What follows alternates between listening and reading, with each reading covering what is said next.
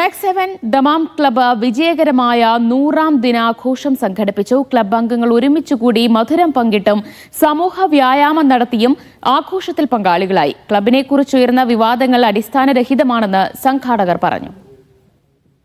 മാക്സ്7 ക്ലബ്ബിനെക്കുറിച്ചുള്ള വിവാദങ്ങൾ ചൂടുപിടിക്കുമ്പോൾ പ്രവാസത്തിലും സജീവമാകുകയാണ് കൂട്ടായ്മ. മാക്സ്7 Saudi Dammam ഘടകം രൂപീകരിച്ച് വിജയകരമായ 100 ദിനങ്ങൾ പിന്നിട്ടത് ആഘോഷമാക്കി അംഗങ്ങൾ. ദമാം കോർണിഷിൽ ചേർന്ന സംഗമം സമൂഹ വ്യായാമം സംഘടിപ്പിച്ചും കേക്ക് മുറിച്ചും ആഘോഷം പങ്കിട്ടു.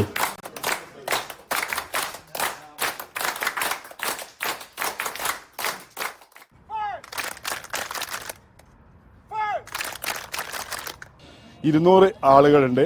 അതിനുശേഷം ഇന്ന് 100 ദിവസം കഴിഞ്ഞു, 107 ദിവസമായി. അതിൻ്റെ ശേഷമുള്ളൊരു വെള്ളിയാഴ്ച ആയതുകൊണ്ട് ഇന്ന് തിരഞ്ഞെടുത്തത്. അപ്പോൾ അതിന് ഈ 100 ദിവസത്തിൻ്റെ അകത്ത് തന്നെ ഞങ്ങൾക്ക് വളരെ ഉഷാറായിട്ട് 4 ബ്രാഞ്ച്, അതായത് കോബാർ ചെയ്യാൻ കഴിഞ്ഞു, റാക്ക് ചെയ്യാൻ കഴിഞ്ഞു, ജുബൈൽ ചെയ്യാൻ കഴിഞ്ഞു. എല്ലായിടത്തും നല്ലതുണ്ട്. ക്ലബിനെ കുറിച്ചുള്ള വിവാദങ്ങൾ തെറ്റിദ്ധാരണ മാത്രമാണ്. ആർക്കും ഇതിന്റെ ഭാഗമാകാം.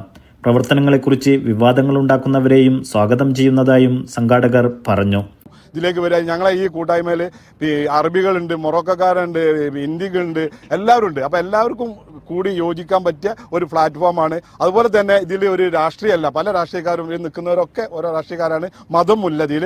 അബ്ദുറഹ്മാൻ അറക്കൽ ആഘോഷ പരിപാടി ഉദ്ഘാടനം ചെയ്തു. പരിശീലകൻ അഷ്റഫ് കൊണ്ടോട്ടിയെ ചടങ്ങിൽ ആദരിച്ചു.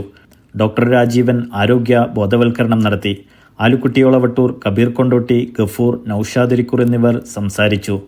ആഷിഖ് ചേലമ്പ്ര, സിറാജ് കാസർഗോഡ് എന്നിവർ നേതൃത്വം നൽകി. Media 1 Dammam.